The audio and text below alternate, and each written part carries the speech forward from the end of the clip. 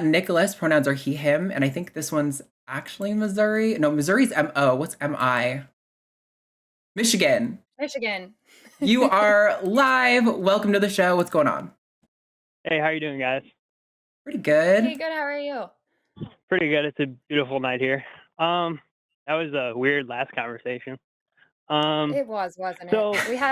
We have hope for this one. Oh, well, I hope I don't disappoint. I'll try to not disappoint.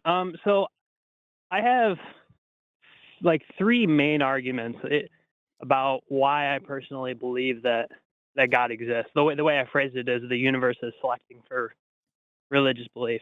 Mm-hmm. I would say my first argument is that when I think about, because I was talking with my atheist, my mom's dating an atheist, and it's been a very, like, we've had these kind of discussions, not in a heated way. It's interesting because I haven't really talked to many atheists in my life, but I was talking to him and he said, well, before you were born, I mean, you were nothing, right? So why would you assume after you die, it's not just going to be that again? And I kind of countered and I said, well, if the only example I have of me existing is me going from nothing to everything, I feel like it's almost more of an assumption for you to assume it's only going to happen one time. So that sort of brings in a potential reincarnation element. I would be interested in how you would counter that. Well, I don't know that I can I don't know what happens when we die. Right. I have That's no true. idea, and nobody has any idea.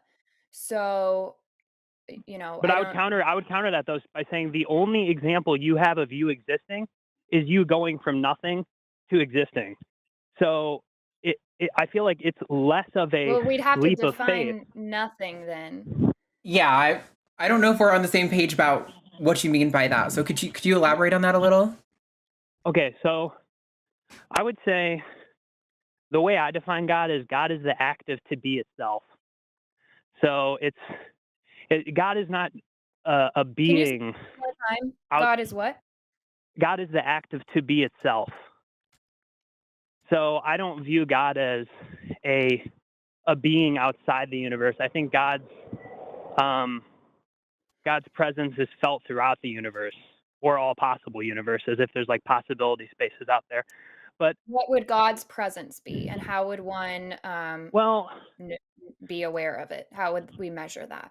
Well, that's a very good question. Well, so it sort of ties into the free will discussion, like that, this question, and I think it might not seem like it, but let me explain.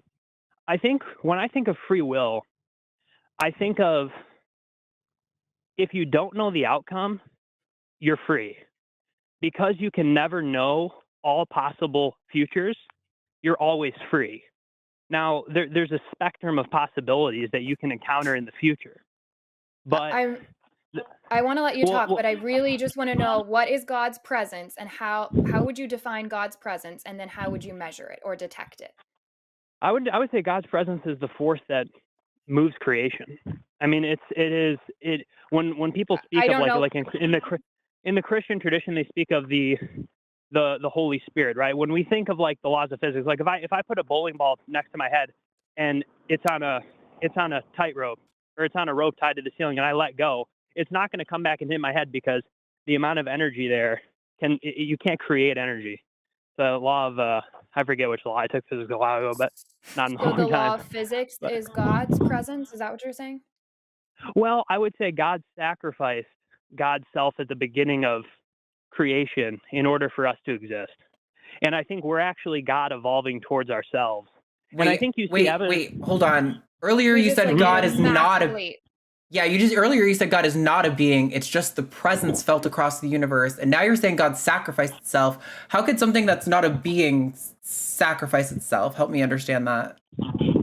Well, it's not. So I think let me just like sort of redefine what type of deist I am. I would say I'm more of a panentheist, or panentheism. So basically, I think the universe is within. Oh, shoot. Did we lose the call? Oh, it did. Yeah, the call dropped. I don't even know what happened there. Nicholas, you're welcome to call back in and try to follow up that point again. Alrighty. We have Nicholas, who was on earlier, who dropped. We have Nicholas back. Right. So we're going to bring in Nicholas from Michigan. Pronouns are he, him. Help us Hello. understand panentheism and all of the stuff. What's going on? Yeah, so just to cap off, now that we've solved the geopolitical conflicts of the world, no, I'm just so basically, we are God evolving towards ourselves. The universe is selecting for religious belief. And so first I'll summarize, like, when we talk about, like, the soul, and this ties in. When we talk about the soul, really what we're talking about, I think, is the form, which is sort of what Aristotle referenced. If you think about your body, really the pattern is what maintains itself. The particles or the molecules are dying and switching out every time you go to bed. Various molecules of your body are switching in and out, but what remains is the pattern. What remains is the geometry. And what you notice when you examine history, at least human history, is that every time we've gone through an evolution, our ability to record what's going on in the present becomes more advanced. So it used to be we were just telling each other stories, and it was sort of like verbal communication between, like, you know, apes. Like they would just like pat each other and things like that. And then they started to be able to form more verbal communication and make noise. And then they started to carve things into stone. And then they started to be able to carve things across like multiple panels of rock. And then they started to be able to write things down. And then now you have, you know, books, and then you see audio, and then you see video recording, and then you see, you know, three-dimensional models of things and three-dimensional videos. You see that as time progresses, our ability to record the past is becoming more advanced. So, and I'm sort of a mystic, just so you know. But basically, that's when I say we're God evolving towards ourselves. In the future, what's really going to happen when people talk about the resurrection of the body, a real bodily resurrection, what they really mean is that whatever we're giving birth to right now, AI, whatever you want to call it, is actually going to go back in time, grab us, and pull us forward into the perfect future. So But I all of this, want to give you time to talk, but you've just said like a lot of assertions, and I want to kind of just get to something, and then you tell us why, because so far you've just said a lot of things that I'm like, how did you reach that conclusion? So I'd rather like pick something and then talk about it, you know? Okay. So here's one argument I make. It is a bigger leap of. So you would agree, 50 years ago you didn't exist. Sure. How do you know how old I am? Well, I give you the benefit of the doubt. 50 years, 100 yeah. years ago, you didn't exist, unless you have some anti-aging cream, in which case share it with me, and you know, I could use it too. As far as I know, 50 years ago, I didn't exist. Okay, so the only example you have of you existing is you going from nothing to existing. So what's nothing? Yeah, I don't. Well, meaning your form, your pattern, like I talked about, was not present. So there's two options with that. So but biologically, I wasn't here in this. Sure. Yeah, I wouldn't agree to that. It follows to say that you went from nothing to existing, though. I mean, right. You had a sperm merge with an egg, all of the resources that the mother used to develop the fetus in her womb, and then you have a collection of experiences that are forming who you are. Like, there wasn't nothing. There was, sure, the transfer of like energy and matter and all that stuff, but I don't really view that as nothing towards something. Well, part of the reason I referenced it's a good point, but part of the reason I referenced the form idea, that the soul is really your geometry, your pattern, is because I sort of suspected that rebuttal was going to be used. When I'm speaking of like your soul and you coming from nothing, there's two possibilities.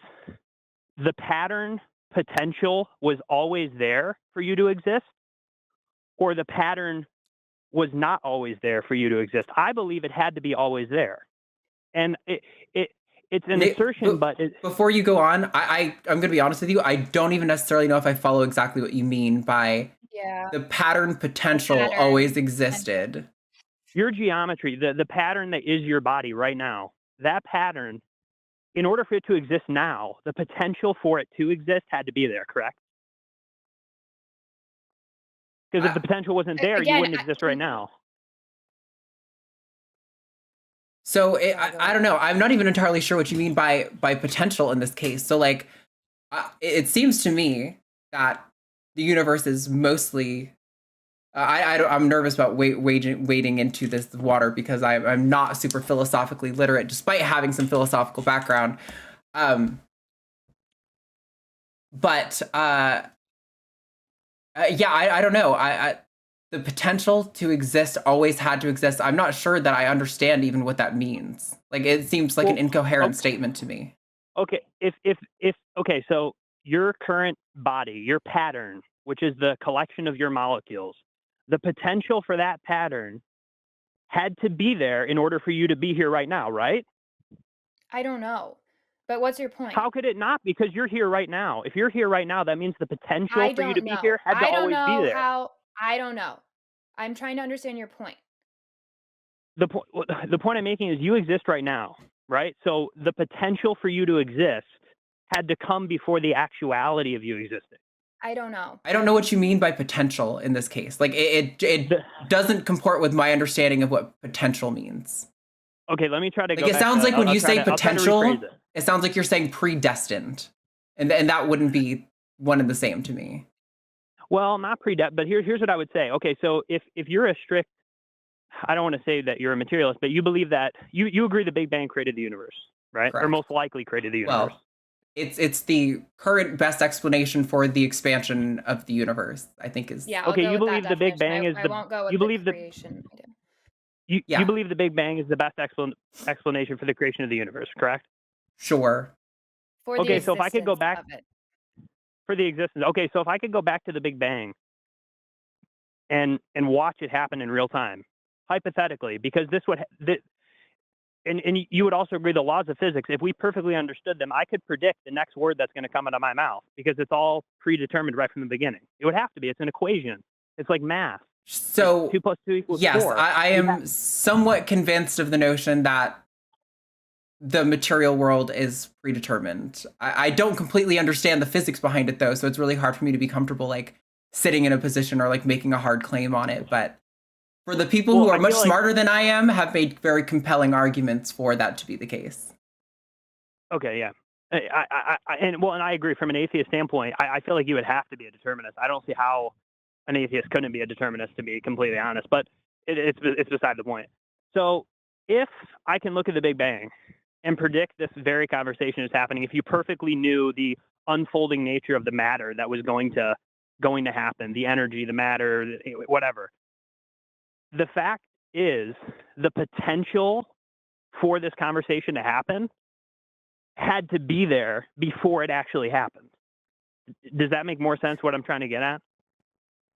If you look at the Big Bang, the event hasn't happened yet. But you agreed with me. You could look at the equations or the laws of physics that caused the Big Bang and say, this event will happen in the future, which means somehow there's a possibility space, a geometry. Sure. Within the initial creation. I think the problem is that potential sounds loaded to me. But if you're saying, according to determinism, you were destined to exist forever, like, yeah, that seems to comport with my understanding of determinism. Okay, so we've established that, like, we were destined to exist forever. Like, if you go back to the Big Bang, this conversation was inevitably going to happen. Again loaded. Oh, Eve, you're muted. I'm sorry. Looks like you're about to say something. No, we haven't. I don't agree with that. Okay. Can you expand how you don't agree with that? I don't see how. Because I don't think you've made a good case for it. Well, I don't see. Okay, but you just recognize. Okay, but I'm not trying to be. I'm trying to not be. I'm kind of confused as to what you don't understand. I mean, you just recognize the Big Bang. What you agreed it was the most likely explanation for the beginning of the universe, and then I don't understand how it wouldn't follow that from that the beginning of the universe if you properly knew the laws of physics that generated it, or if it was quantum tunneling or whatever, you could predict this conversation was going to take place. Yeah, that doesn't sound like potential to me, though. Yeah. It's possibility. It's inevitability. How is it not? Yeah. Is it not? I don't know. According to that definition. No, I think it's no. No, I disagree with that. It's possibility. It's not inevitability, because inevitability makes it seem like every possible possibility is going to be generated with certainty. When in reality, what we're really saying is there was a possibility that this conversation was going to take place when we look at the initial moment of the Big Bang, or the Big Bang in the beginning. I think those are different. Okay, I feel like we have to like take a step back, because we're wading into aspects of physics that I'm just not educated on, and I feel like it's impossible for me to like really participate in this conversation and answer the questions you're asking without the prerequisite understanding. So I don't know what we have to do necessarily to zoom back out here and to maybe bring this down. Okay, I'll walk it back. So I'll go back to just my one of my basic philosophical arguments. You exist now. Before this, you were not aware of your existence. Is that fair to say? Before you were born, you were not aware of your existence, correct? As far as I know right now, but that's all I can be sure of. Okay, but how could, before you were born, you were not aware of your existence, correct? As far as I know. Okay, would you agree that consciousness is a material reaction in the brain, most likely? Because when we poke someone in the brain, there's a physical reaction and there is a measurable, quantifiable response that happens in the person. I think what Eve's trying to say is that she isn't aware of anything before she was born, so it's hard to make a hard claim on what she was or wasn't aware of before she was born. Okay, so is it safe to err on the side of Well, no, that's correct. But I would also say, is it safe to err on the side of caution that before you existed, you didn't have any experience? Because I think the scientific literature would back that up pretty strongly, that you don't have any, if there's no memory, if there's no measurable state, if there's no testable reality, you can't possibly know. Therefore, erring on the side of caution, the same way you err towards atheism, it makes sense to err towards that you didn't have any experience. Well, no, but so wait, okay, now I got confused. Go ahead, Eve. You look like you're about to talk. I'd kind of just rather you get to the point, and maybe we can piece it together better once you get to that. The point I'm trying to make is that you exist now. Before this, you did not exist, or at least you didn't have any knowledge of you existing, at the very least. Sure, if that's true, this version of me did not. Yeah, keep going. If that's true, the only example you have of you existing is you going from nothing in the past, which you can't verify what happened in the past. You can't know, other than, like I said, we're God evolving towards ourselves. So our ability to record the past is increasing as we evolve. Can you let me know, what does that mean? God evolving towards ourselves? Is that what you said? Yeah, we are God evolving towards ourselves. Okay, can you explain that? Okay, but I don't want to get lost in that. I want to focus on this point first, if that's okay. I guess so, but that seems like a really big piece that you just keep casually throwing out there. You've said that a few times, like very casually, and this seems like such a complex way, and I don't know what the point is. Right, and you keep saying from nothing to something, and I'm not sure that I agree with that either. I don't know that that's been justified. Okay, Alex. So are we connected to are we connected? So would you agree that we could predict this conversation if you went back to the Big Bang? I don't know the laws of physics. I don't know. If I'm going to be responsible, I don't know. You couldn't grant me that. I don't see how you couldn't grant me that, though, because it's not about granting or not granting. It's I don't know. Backs that position. I think the science backs that position. I don't know what science backs, Nicholas. You may be right. I'm not telling you you're wrong. I'm telling you I don't know. For the sake of the conversation, can we grant you that, and then you can get to your next point? Sure. Okay, yeah. So if that's true, that looking at the laws of physics, you could determine this conversation. What that means is that from the very simple beginning of the Big Bang, the very simple beginning, we have this greater, more complex reality. We are evolving. Would you agree with that? Right now, we are evolving. Evolution is happening. Natural selection is taking place. I don't know what you mean by we are evolving. Evolution is how we describe, like, the change of allele frequency over generations, or like the change in heritable characteristics across generations? If you're saying that we are like evolving in our life in a metaphorical way, I guess maybe, but no. I'm saying we're evolving in a biological way right now. Natural selection is taking in place. this lifetime, evolution doesn't happen within like a single organism's lifetime. That's not what evolution is. I know. Well, I didn't say that was what it was. You inferred that's what I said it was when I didn't. What I was implying is that what I implied is that natural selection is taking place. Now, is natural selection taking place right now? Yes, it is. Some people are reproducing, some people are not reproducing. That is how it happens. Over generations, the compounded effect of that, you eventually get different variations in different animals. So we are evolving. Now, what the argument I would make is that you see with the singularity, with like Moore's law. I don't know if you've ever read any sort of like Ray Kurzweil or any sort of any sort of computer scientist who argue that basically when you look at the compounding of our computer processing power, it's an exponential growth. And what you're going to see over the next couple decades is that Moore's law is another way Nicholas, to say it. What you're going can you promise me this is getting to the point? Because I don't understand how the compounding development of technology has anything to do with. I'm so thoroughly fucking lost, my guy. We are becoming God. You can see it all around you. You see the technology. It's happening right in front of you. Hold on. Hold on. I just found the thread. I think I just found the thread. Are you are using a definition of God that seems to me to be functionally so detached from every definition of God I've ever heard before. So you're saying that with the development of technology, we'll become what? So powerful and awesome and knowledgeable that we're just functionally equivalent to gods? I don't know if it'll. Well, I don't know if it'll be.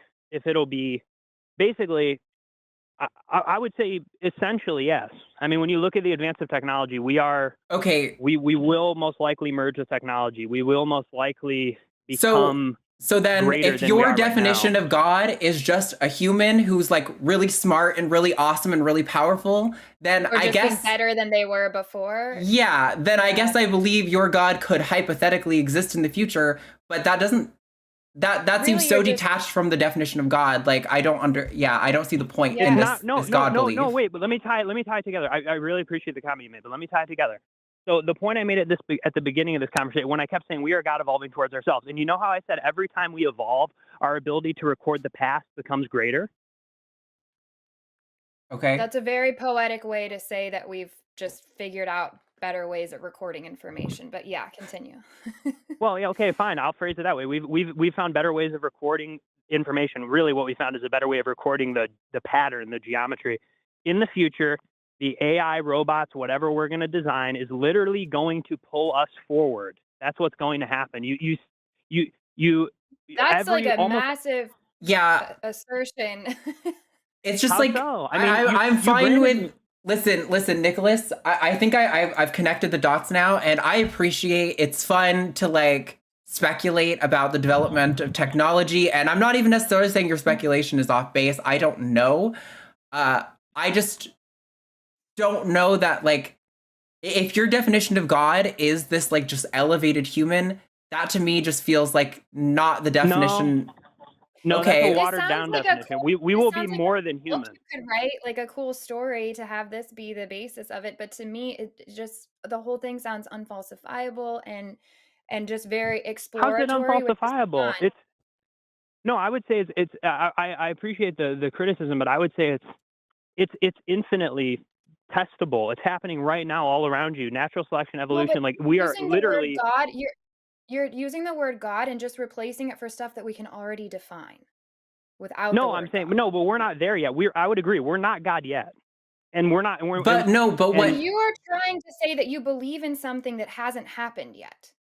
Yeah, what is your definition of God? Because when you're saying we're going to become God, to me, based on what I conceive of a God as being, and most of the God definitions that I've heard proposed, that does not seem to make sense with what you're saying. Like, to me, I feel like your God is Harder, Better, Faster, Stronger by Daft Punk. And help me understand how you're using God here.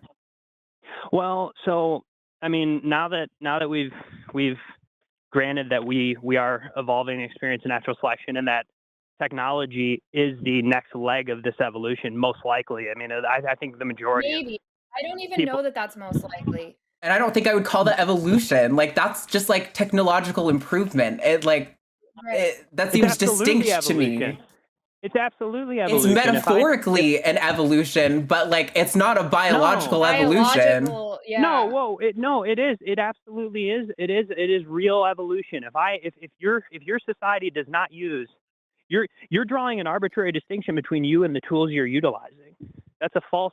I don't think I am. I think evolution refers to changing inheritable traits across generations of populations. And just because technology is improving and people are getting, having better lives and they're able to do more impressive things with it, doesn't mean that they're evolving or changing into a different species. They just have different capabilities based on technology. Like, I'm fine with using it in a flowery way, calling that evolution, but I think it's important to make the distinguish between what evolution is actually, how it's actually used in a biological setting, and what you're talking about.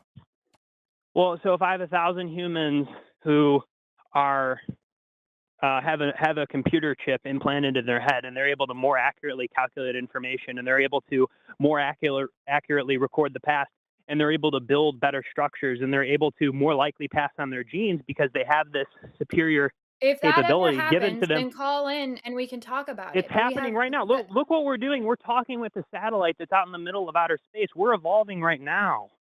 This is not God? Nicholas. So are we God? What's your point? How? Yeah.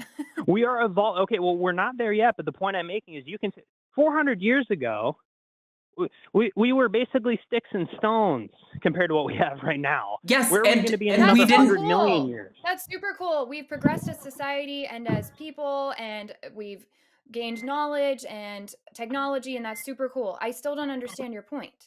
Yeah, like 400 years ago. Okay, first of all, it's not even true that 400 years ago we were in sticks and stones. That we were in like the Iron Age then, I think. So we were definitely way past sticks and stones. But I get your point. And like, sure, as technology improves, it looks analogous to evolution, but it's not evolution. Like, in a purely metaphorical sense, you could call it evolution, but that's all it is metaphor. And like, yeah, I don't know. Listen, I think I get where you're coming from now, and I finally feel like I'm not crazy, because I was really struggling to find the through line. Now that I have the through line, I feel like I'm not quite as angry at you, Nicholas. I wasn't really that angry, but I was very frustrated that I could not understand what was going on. I appreciate where you're coming from, but this is not the kind of God that we're asking for proof of. Like, when that happens, definitely call back and prove, like Eve said. Eve was right on that. But yeah, that's not really what we're here for. Well, but I would say, though, like so just to conclude the argument, right, to get to the type of God that you want me to justify, I would define God as this: all-knowing, all-powerful, infinitely intelligent. That's what's going to or no, I would define it as this: more powerful, more knowledgeable, more intelligent than any other being. Do it better, make it faster. Yeah, it's literally just Daft Punk, man. Listen, I appreciate the conversation. Go ahead. Yeah, but you're saying that doesn't even exist yet. So you're like calling to argue on behalf of something that is, like I said, unfalsifiable, because you're claiming it doesn't even exist yet, but it's going to. Trust me, bro. And to me, like, that's a fun conversation to have. Like, I have those kind of conversations with my friends over a drink, and that's fun. But there's kind of nothing to it other than speculation, and maybe some educated speculation, and that makes it more fun. But that's not a real claim that can truly be backed right now. Yeah, and I don't think it's functionally God or evolution. Like, again, totally works in a metaphorical sense. To me, that does not seem to be a literal God. And I love that you went from like a classical theism God to literally saying more stronger. Like, that's just, it's so funny. All right. Yeah, Nicholas, no hard feelings. We're going to let you go and move on to the next caller. You can give a little last word if you want, but thanks for calling in. We're going to wrap it up here. Yeah. Okay. Well, I would just conclude with this. Thanks for having the conversation. I would just add this last point. Like I said, we are God evolving towards ourselves. In the end, currently there is a most powerful, most intelligent, more more wise being that exists in the universe. That is God at this moment. It is evolving towards a greater form of itself through the process of evolution. If you don't want to define that as God, that's fine. But I think you're the one arbitrarily shrinking the possibility space for what you accept as God. I offered you a broader definition. It's fine to reject that, but I think I demonstrated. I think it was broad. Not really, honestly. Like the most powerful, but beside the point, I think I sufficiently demonstrated that there is evidence for a most powerful being in the universe at the very least. So.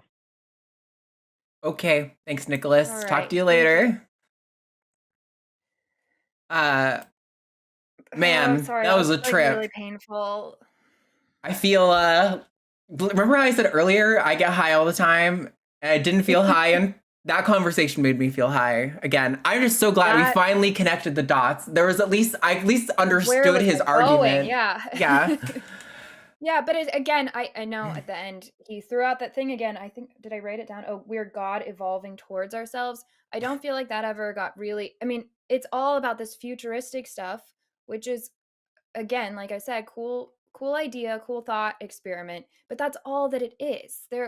That wasn't, what did he say at the end? That was he presented a good case for believing that. I don't think so. I think it was just like, here's an idea of something that could happen. Well, let's see. Right, totally. Yeah, 100% there. Hello, I'm Jimmy Snow, executive producer of The Line, and I only became a woodworker for the puns.